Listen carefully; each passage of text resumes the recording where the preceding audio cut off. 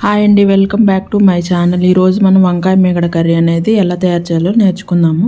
ఫస్ట్గా వంకాయలను కట్ చేసుకొని నీట్గా దాంట్లో ఉప్పు, పసుపు, కారం అనేది వేసుకోవాలి.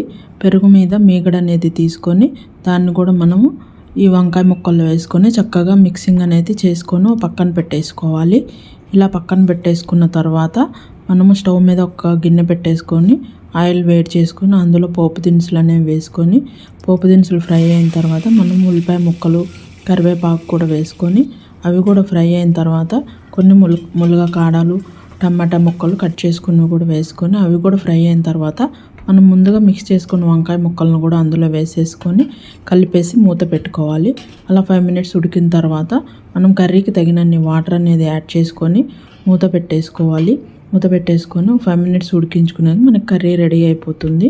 ఈ కర్రీ రైస్లోకే కాదు చపాతీ, రోటీలోకి కూడా చాలా